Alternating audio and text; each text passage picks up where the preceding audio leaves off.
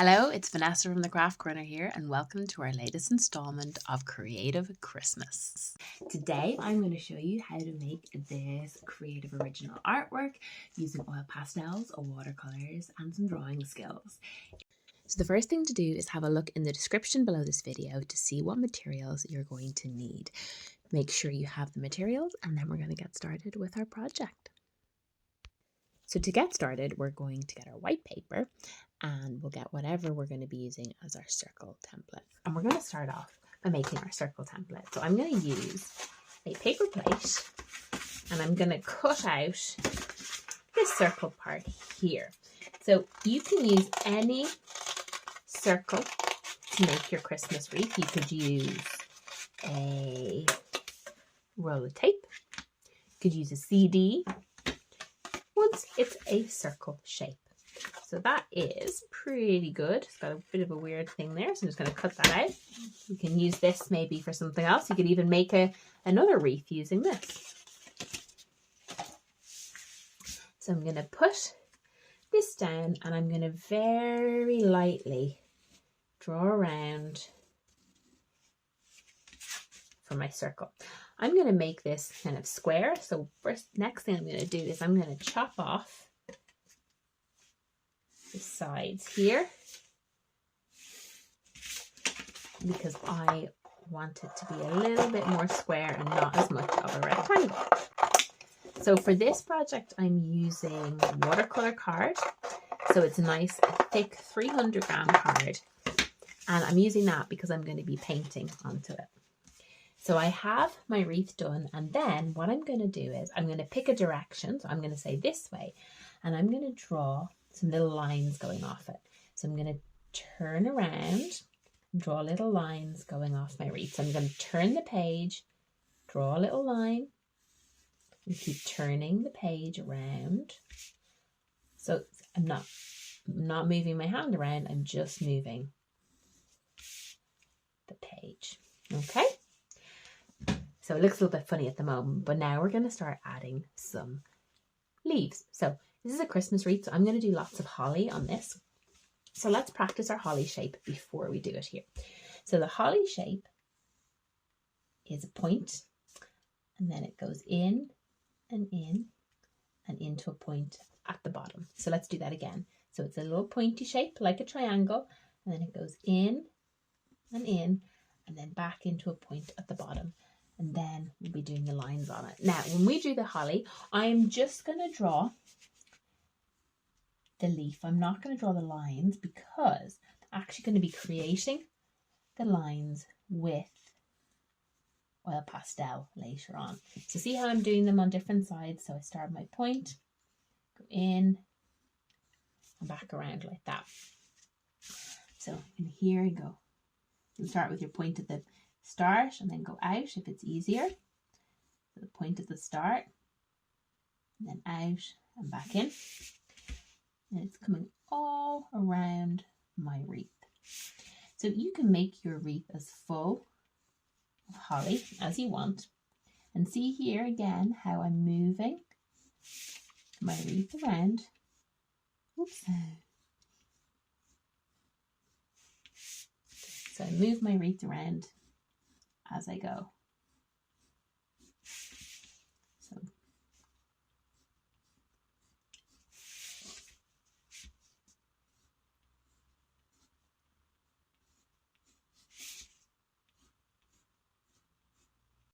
So what I recommend you do is pause the video here and start adding your leaves. If you need to practice the holly leaf, practice on another piece of paper and then start on your wreath. And you'll see here how I'm turning the paper as I go. Also, you'll also see my holly leaves, see how they're out a little bit at an angle? So I do that as well, and that just helps with the design. So turn the page, draw a leaf, then turn the page and draw a leaf. And then when you've done a few, look back and see, okay, are there any empty spots? Is there anywhere that you think needs to be filled in? And when you finish doing your leaves, restart the video. Then I'm going to add in some bigger ones as well at the back. So bigger holly leaves. So I'm deciding where it's going to be. I think my wreath is going to be like this here. and we're going to have some berries as well, but I'm not going to colour those in. And in the middle, I'm probably going to write Merry Christmas. But the first thing I'm going to do is I'm going to work on the wreath colours. So I'm going to get some greens here because my holly trees are going to be green. So I'm using oil pastels for this. And you can get a little bit of yellow, and I'll need red for the berries. So when I do the berries, I like to do them in little groups of 3. So little groups of 3. So I'm just doing little dots just like that. I'm not connecting them. They're just going in little groups like that.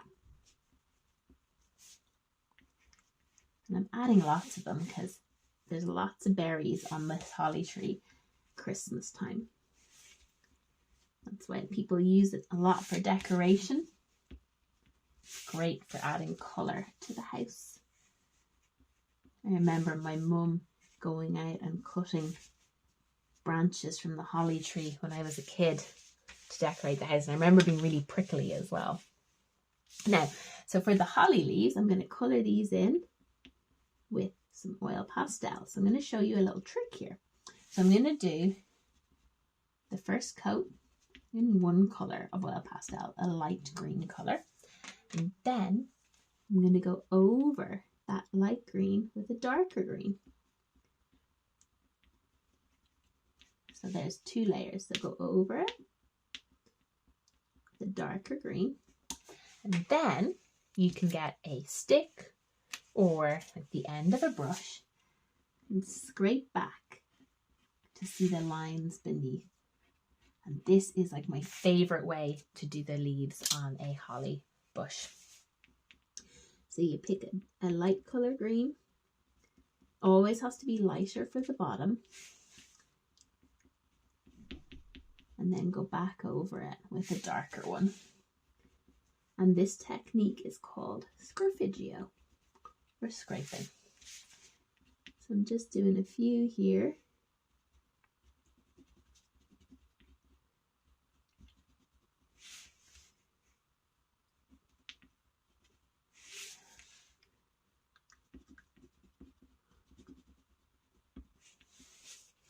And then I'm going to go over it with the darker green. And if your leaves are too small, you might need to use colouring pencils or something instead. I'm just going over the edges and then coming back. See there, do the edges.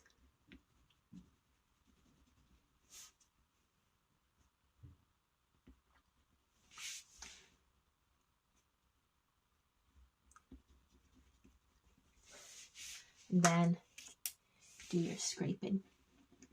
Oh, I like that colour. So you can use the stick to scrape back. You can do different thicknesses, so just make sure that it's pointed, and if it gets dirty, you just wipe it off.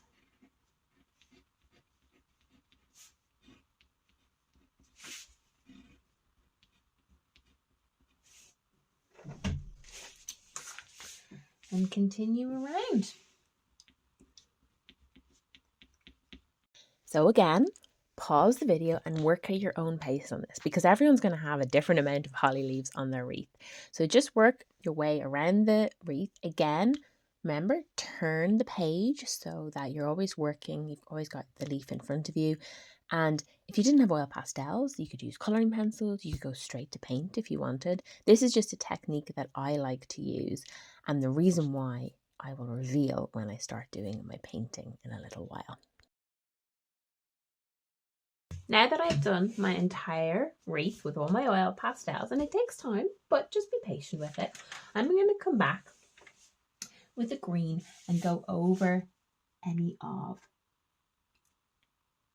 the little vines between it. So I'm going to show you how I can make it kind of blend in a bit better. So I'm just going over little vines again, move it around to fit in with my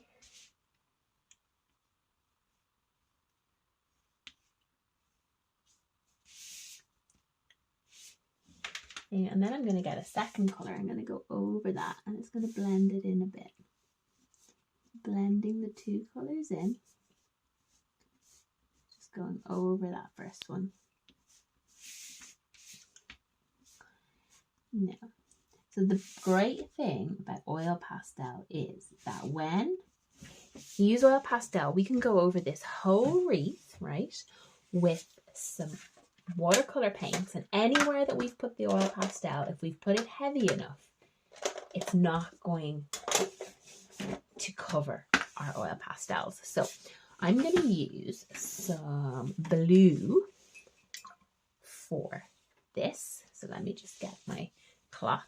So the trick with this is to make a really watery blue. So I'm going to get some blue here, make it nice and watery. Get a little bit more blue here. Make it really nice and watery. And then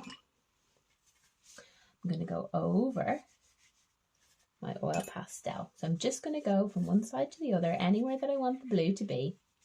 And because I've done the rest of the drawing all with oil pastel, wherever I've put the oil pastel is going to be protected and isn't going to be covered by the paint. So this works if you do a really watery watercolor, and also if you've made sure that your oil pastel is really nice and thick. So that's why we did all of the leaves in oil pastel, because then you can just go all over it. So I'm getting lots of water on my brush as I go. You don't want it to be too thick. If it's too thick, it'll get covered. Now I'm getting little bits of oil pastel grains on it, but what I'm going to do is I'm going to let this dry and then we're going to come back to finish it off. So now that it's dried, I'm just going to use a dry brush just to brush any little bits of the oil pastel off it before I add some wording in the middle. The first thing I do is I'm going to trim any of the edges. So I just want it to be a little bit more square. Now for this, you can use a scissors or you can use a scalpel. I recommend finding the center of your wreath and then just kind of measuring out each side to try and get it as square or as centered on the center of the wreath as possible. If you're using a scissors, make sure you draw the line before you cut it with the scissors. So I'm just going to trim each side. And we'll chat a little bit as well about different ways that you could use this artwork when you finish it.